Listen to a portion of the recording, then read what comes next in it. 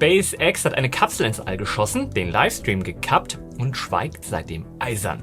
Was kam da zurück zur Erde und warum die Geheimhaltung wie bei Militärmissionen? 2 deutsche Raketen warten auf den Startschuss. Wer hat die besseren Karten und warum wurde das Rennen gerade durch eine halbe Milliarde Euro noch schärfer? Und Rocket Lab startet einen Militärsatelliten nur 16 Stunden nach dem Anruf des Militärs. Bereit zu staunen? Ich bin Mo, das ist Senkrechtstarter. Es passiert gerade etwas, auf das wir in Europa seit Jahren warten. 2 deutsche Firmen, die stehen kurz davor, Raumfahrtgeschichte zu schreiben. Denn noch nie ist von westeuropäischem Boden aus eine Rakete erfolgreich in den Orbit gestartet. Noch nie. Und genau diesen Titel, den wollen sich gerade gleich 2 deutsche Teams holen. Auf der einen Seite steht Rocket Factory Augsburg, kurz RFA, und die Augsburger, die haben diese Woche die spannende Nachricht im Gepäck. Ihr Startfenster öffnet sich frühestens am 1. Juli. Gestartet wird vom Weltraumbahnhof in Saxeford, ganz oben auf den schottischen Shetlandinseln. Ein festes Datum gibt's noch nicht, aber das Fenster ist offen. Es kann in den nächsten Wochen also losgehen. Ihre Rakete, die heißt RFA-1. In der ersten Ausbaustufe ist sie rund 30 Meter hoch, also etwa so hoch wie ein 10-stöckiges Haus. Angetrieben wird sie von 9 Triebwerken mit dem Namen Helix. Beim ersten Flug soll die RFA-1 bis zu 500 Kilogramm in eine niedrigen Umlaufbahn bringen. Das ist erst der Anfang. Eine zweite Ausbaustufe, die soll später 1,5 Tonnen tragen und eine wiederverwendbare R-Stufe bekommen. Diese Version, die wird dann mit 45 Metern deutlich größer und soll ab 2028 fliegen. Die RFA, die weiß dabei genau, wie sich Rückschläge anfühlen. Bei einem Triebwerkstest im August 2024 ging die damalige R-Stufe in Flammen auf. Die Ursache sei laut Firma inzwischen vollständig verstanden und behoben. Auf der anderen Seite des Rennens, da steht ein alter Bekannter, ESA Aerospace mit der Rakete Spectrum. Über deren zweiten Startversuch, da haben wir ja die letzten Wochen ausführlich berichtet. Zur Erinnerung, der Versuch am 15. Juni wurde wegen Auffälligkeiten in den Treibstoffleitungen abgebrochen. Ein neues festes Startdatum gibt es bislang nicht. Mehrere Fachseiten rechnen aber ebenfalls mit einem Start im Juli. Und genau das macht es so spannend. Beide zielen auf denselben Monat. Beide wollen als Erste den Orbit erreichen. An Bord von Spectrum sind diesmal 5 europäische Kleinstsatelliten und ein Experiment der ESA. Beim Erstflug im März 2025, da kam die Rakete allerdings ja nur 30 Sekunden weit, bevor sie dann ins Meer stürzte. Beide Firmen haben also etwas zu beweisen und beide haben das Geld dafür im Rücken. ESA hat zuletzt 270 Millionen Euro eingesammelt und baut bei München eine Fabrik für bis zu 40 Raketen pro Jahr. Die Münchner, die denken also schon an die Serienproduktion, bevor überhaupt die erste Rakete oben ist. Und damit kommen wir zur RFA und einer ziemlich großen Geldnachricht der Woche, denn hinter den Augsburgern steht ein Schwergewicht, der Bremer Raumfahrtkonzern OHB. Die halten 65% an der RFA. OHB hat sich diese Woche an der Börse frisches Kapital besorgt, unterm Strich rund 480 Millionen Euro. Ein großer Batzen davon ist für Trägerraketen vorgesehen und damit vor allem für die RFA. OHB-Chef und Hauptanteilseigner Marco Fuchs spricht von einem Supercycle. Gemeint ist ein langer Aufschwung bei den Staatsausgaben für Raumfahrt, von dem dann jetzt die europäischen Firmen profitieren. Konkret fließen laut einer Schätzung von European Spaceflight rund 70 Millionen Euro aus dieser Finanzierung an RFA. Das Geld, das stützt unter anderem die Teilnahme an einem ESA-Wettbewerb, bei dem dann die Europäische Raumfahrtagentur Startdienste einkauft. Dort kann RFA insgesamt bis zu 190 Millionen holen.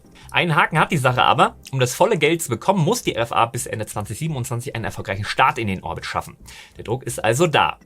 In Europa fließt gerade richtig viel Geld in eigene Raketen und das ist auch dringend nötig, wenn der Kontinent unabhängig ins All kommen will. Mein Eindruck, das ist gerade das schönste Duell der europäischen Raumfahrt. ESA hatte lange die Nase vorn, war als erstes am Startplatz und schon zweimal in den Countdown gegangen. Aber jeder Abbruch, der kostet Vorsprung. RFA dagegen kommt mit frischem Schwung und einem Fenster, das jetzt offen ist. Und genau hier wird die halbe Milliarde von OHB zum Faktor. Sie sichert RFA den finanziellen Rücken für lange Testkampagnen. Das Rennen ist damit offener als noch vor 2 Wochen. Egal wer zuerst zündet, der Juli, der könnte der Monat werden, in dem Westeuropa endlich seinen ersten eigenen Weg in den Orbit findet. Und wir sind natürlich dabei, wenn es soweit ist. Kleiner Seitenhieb an dieser Stelle sei erlaubt. Egal wer es als erstes schafft, die Krone für die bessere Öffentlichkeitsarbeit, die könnten sich beide ebenfalls noch erarbeiten. Call me. #DeepSpace. Es gibt 2 Dinge, an die ich zuverlässig zu spät denke. Dass meine Socken durch sind und dass der Geburtstag meiner Partner näher ist, als mir das lieb ist. Das eine, das merke ich morgens am Loch überm Zeh, das andere meistens kurz vor knapp. Irgendwann, da habe ich beschlossen, beides in einem einzigen Warenkorb zu packen. Bei unserem heutigen Werbepartner Snox. Wer kennt das Gefühl nicht vor der Sockenschublade? Die Hälfte ist ausgeleiert, die andere Hälfte mit Loch. Und im Hinterkopf das Mitbringsel, das ich seit Wochen vor mir herschiebe. Also habe ich es zusammengelegt. Für mich reichen da die Basics. Ich nehme gern die weißen Tennissocken, cleaner Look, fester Sitz am Bein, ohne einzuschneiden. Ja, und für Sie den Soft-BH ohne Bügel und die Hipster-Panties. Weiche Bio-Baumwolle, nichts kratzt, nichts zwickt. Auf Socken wie Wäsche gibt's bis zu 12 Monate Anti-Loch-Garantie, 2 Dauerbaustellen, ein Checkout und kein einziges Mal aufstehen müssen. Wenn ihr euren eigenen Warenkorb auch lieber einmal füllt als dreimal, mit dem Code senkrecht YouTube20, da gibt's 20% auf eure Bestellung auf snox.com. Code und Link findest du auch im gepinnten Kommentar unter dem Video. Ein Bestellvorgang, 2 Probleme weniger, so effizient bin ich sonst nur bei einem sauberen Startfenster. 2 Baustellen, ein Bestellvorgang, effizienter wird's nur mit einem sauberen Startfenster und genauso eins hat SpaceX am vergangenen Dienstag hingelegt. Die Starfall-Demo, die wir letzte Woche noch als Vorschau im Kalender hatten, ist geflogen und sie blieb dabei so geheim wie das ganze Programm. Am vergangenen Dienstag um 12:53 Uhr unserer Zeit, da hob eine Falcon 9 von Cape Canaveral ab, an Bord die erste Starfall-Kapsel. Und dann wurde es seltsam. SpaceX kappte den Livestream rund 10 Minuten nach dem Abheben. Es gab keine Videos von der Oberstufe, ein Vorgehen, das die Firma sonst nur bei geheimen Militärmissionen zeigt. Die offizielle Zeitleiste endete mit der Landung der ersten Stufe. Der Booster ist zum 29. Mal im Einsatz, setzte dann auf dem Drohneship A Shortfall of Gravitas im Atlantik auf. Immerhin, SpaceX bestätigte später, dass die Kapsel im Orbit ausgesetzt wurde. Und damit die Antwort auf die Frage von vorhin, was kam zurück? Und die ehrliche Antwort darauf lautet: Wir wissen es nicht. SpaceX hat bislang mit keinem Wort bestätigt, ob die Kapsel den Wiedereintritt überlebt hat oder geborgen wurde. Also schauen wir uns an, was dieses Fahrzeug überhaupt ist. Stell dir eine fliegende Untertasse vor, die im All gefertigte Güter autonom zurück zur Erde bringt. Genau das ist Starfall. Die Kapsel, die ist scheibenförmig, 3,1 Meter im Durchmesser, nur 0,75 Meter hoch und sie wiegt leer rund 2,1 Tonnen. Davon entfallen 1,4 Tonnen auf eine Aluminiumdeckplatte und 700 Kilogramm auf ein Hitzeschild aus Kohlefaser. Bis zu 1000 Kilogramm Nutzlast kann sie tragen. Starten kann sie auf einer Falcon 9, einer Falcon Heavy oder später auf Starship. Ja, und wozu das Ganze? Kurzfristig für Fertigung im Orbit, etwa Medikamente, die in Schwerelosigkeit besser wachsen. Langfristig hat SpaceX ein größeres Ziel angekündigt. Fracht, die in Minuten quer um den Globus durchs All geschossen wird, von Kontinent zu Kontinent. Und jetzt zum spannenden Teil der Geheimniskrämerei. Laut spacenews.com und dem Portal Futurism spekulieren Beobachter über eine zweite geheime Nutzlast an Bord. Der Hinweis, der steckt nämlich in der Landung des Boosters. Statt direkt zum Startplatz zurückzufliegen, auf Englisch heißt das Return to Launch Site, landete der Booster nämlich weit draußen auf dem Atlantik. Das macht man nur, wenn man Treibstoff sparen möchte. Und das deutet auf eine schwerere Gesamtlast hin, als eine einzelne leichte Kapsel erklären würde. Bestätigt ist davon aber nichts. Belege für eine zweite Nutzlast nennt keiner der Berichte. Was bedeutet Starfall für den Markt? Ja, SpaceX drängt in ein Feld, das andere längst beackern. Das US-Startup Vada Space, das hat bereits 5 Rückkehrkapseln gelandet. Eine davon mit einer Nutzlast der US-Luftwaffe nach über 8 Wochen im Orbit. Starfall ist allerdings rund 3-mal so groß. Die Konkurrenz, die sieht den Neuling erstaunlich gelassen. Der Chef des Wettbewerbers Inversion Space sagt im Portal Payload, SpaceX gehe nun mal nicht in Schwachsinnsmärkte. Der Einstieg sei eher eine steigende Flut, die alle Boote hebe, also sprichwörtlich. Und der Markt, der ist heiß. Erst am 19. Juni sammelte das japanische Startup Elevation Space rund 40 Millionen Euro für die eigene Rückkehrtechnik ein. Mein Eindruck? Ja, dass SpaceX einsteigt, das ist der beste Beweis, dass dieser Markt real ist. Aber die eigentliche Geschichte, die ist diesmal die Heimlichkeit. Ein abgeschalteter Stream und eine Landung weit draußen auf See, ja, das riecht mehr nach einer Militärmission als nach einem reinen Wissenschaftsdemo.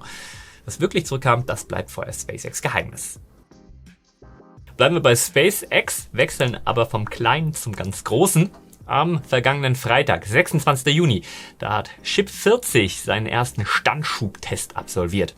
Dabei wird die Rakete fest verankert und die Triebwerke feuern kurz. Es ist der Nachweis, dass alles für den echten Flug bereit ist. Ship 40 ist die Oberstufe für den nächsten Testflug, intern Flug 13. Zusammen mit Booster 20 bilden sie das zweite Gespann der neuen V3-Generation. Flug 13 soll im Juli abheben und wird eine Wiederholung von Flug 12. Der flog ja am 22. Mai und erreichte trotz des Ausfalls seines Vakuumtriebwerks beinahe seinen Zielorbit. Die spannende Frage ist, ob diesmal zum ersten Mal ein V3-Triebwerk im Orbit erneut zündet. Auch in Florida geht's voran. Am Kennedy Space Center stehen die ersten beiden Segmente des neuen Statums und die Fangarme bereit. Der größte Bremsklotz bleibt aber im Starship-Programm die US-Flugaufsichtsbehörde FAA. Sie hatte den Orbitalflug und den Start aus Florida bisher nicht freigegeben. Während SpaceX bei Starship noch auf grünes Licht wartet, zeigt ein anderer Anbieter, wie schnell Raumfahrt gehen kann. Rocket Lab hat einen Satelliten für die US Space Force gestartet und das nur 16 Stunden und 42 Minuten nach dem Startbefehl durch den Kunden. Damit pulverisiert die Firma den eigenen Altrekord um über 10 Stunden. Stell dir vor, das Militär ruft an, sagen hier, den Satellit, der soll in den Orbit und einen knappen Tag später ist er im Orbit. Genau darum geht's bei Responsive Space. also schnell abrufbare Militärstarts. Wen genau das Thema mehr interessiert und warum wir das in Europa brauchen und warum Kuruda keine Lösung ist, dem sei mein ILA-Interview mit dem Chef des Weltraumkommandos der Bundeswehr, Generaloberst Traut, ans Herz gelegt. Verlinke ich euch hier. Aber zurück zu Rocket Lab. Der Start erfolgte am 19. Juni mit einer Elektronrakete aus Neuseeland. Allein das Berechnen der Flugbahn dauerte nur rund 4 Stunden. Das eigentlich Neue: zum ersten Mal lieferte ein einziger Anbieter das Komplettpaket. Rocket Lab hat den Satelliten selbst gebaut, selbst gestartet und steuert ihn jetzt im Orbit. Firmenchef Peter Beck nennt das Modell wegweisend. Der Satellit, gebaut in nur 18 Monaten, soll nun ein anderes Objekt im Orbit aufspüren und inspizieren.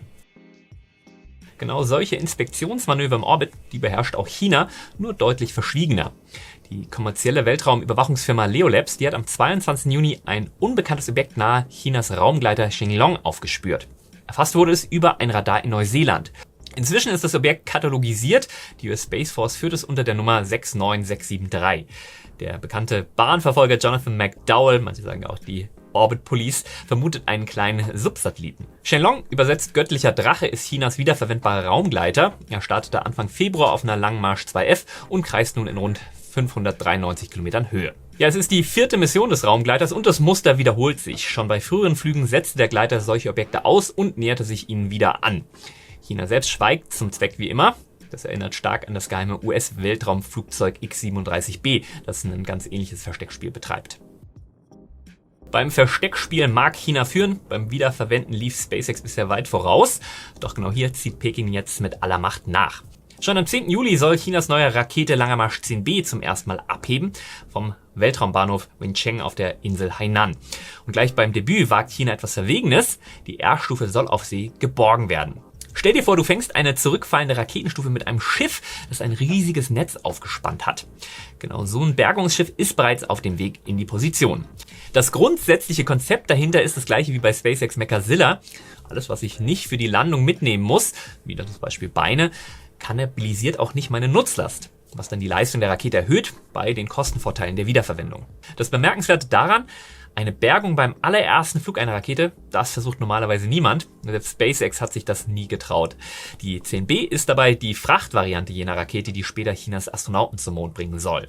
Ja, und es bleibt nicht bei dieser einen Rakete. Aus chinesischen Ausschreibungen lässt sich herauslesen, dass parallel eine völlig neue, größere Rakete entsteht. Die Indizien, die sind konkret: eine Ausschreibung für ein Schweißsystem für 7 Meter Tanks, dazu ein 7,5 Meter großer Edelstahlring für ein, Zitat, wichtiges, aber unbenanntes Modell. Das Ganze liegt in der Klasse von Blue Origin's New Glenn.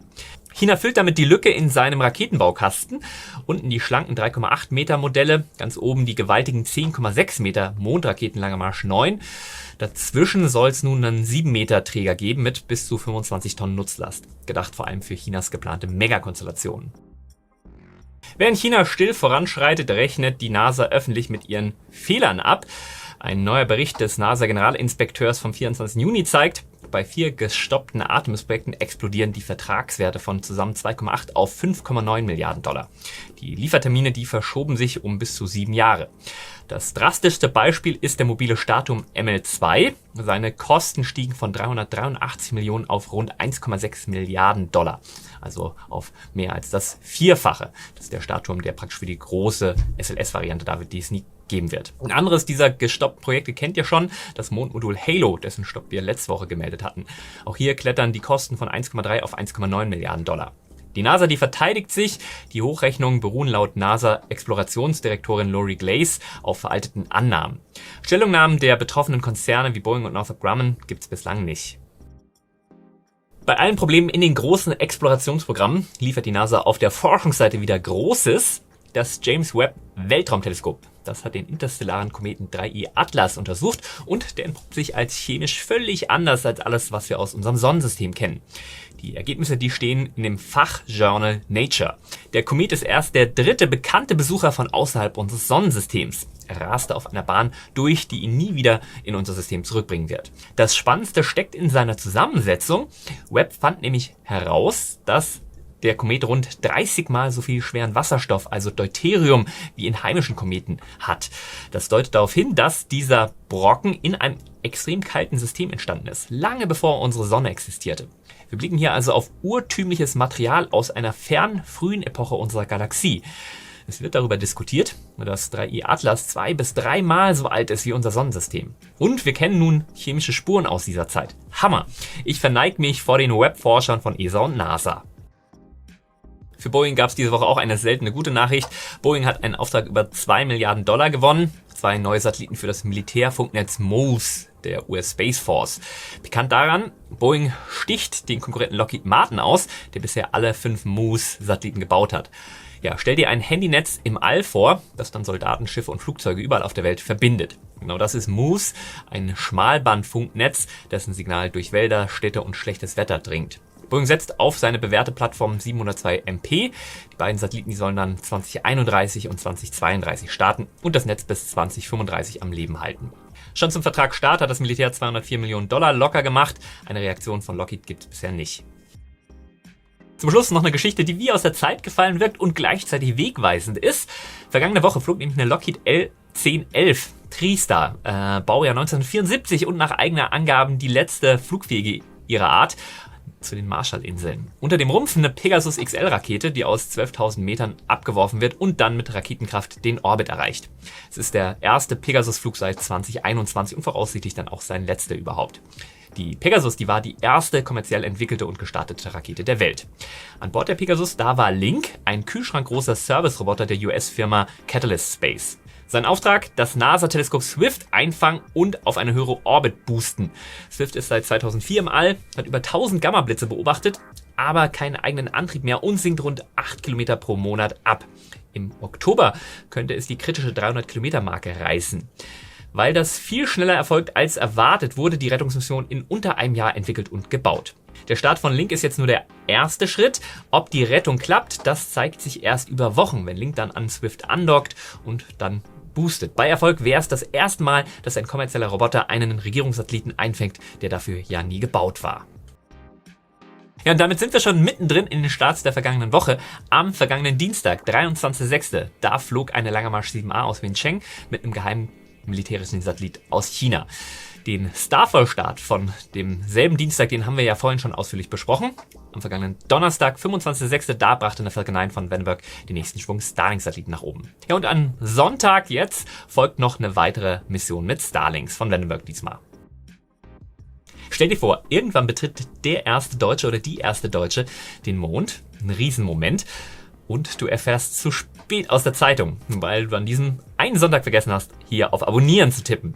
Ja, das wäre doch bitter. Dabei kostet ein Abo nichts, tut nicht weh und hält dich einfach auf dem Laufenden, wenn es dann im All wieder ernst wird. Also ein Klick und du bist dabei. Wer noch einen Schritt weiter gehen will, als Schutzengel Senkrechtstarter Plus siehst du jede News einen Tag früher als alle anderen und komplett werbefrei. Du findest die Mitgliedschaft dann unten in der Beschreibung. Bevor die ersten Deutschen auf dem Mond stehen, hier erstmal die restliche Meldung der Woche in aller Kürze. Der kanadische Raumfahrtkonzern MDA Space, der kauft den Satellitenbauer Blue Canyon für $620 Millionen und zwar von Raytheon. Zeitgleich erhält MDA 688 Millionen kanadische Dollar für einen Ersatzsatelliten der Radarsat-Konstellation, deren 3 Satelliten nach 7 Jahren hier ihr Lebensende erreichen. Blue Origin hat die Trümmer der New Glenn-Explosion vollständig vom Startkomplex 36 geräumt. Laut Firmenchef David Limp in nur 9 Tagen. Der Wiederaufbau, der läuft jetzt. Eine offizielle Ursache der Explosion, die fehlt aber weiter.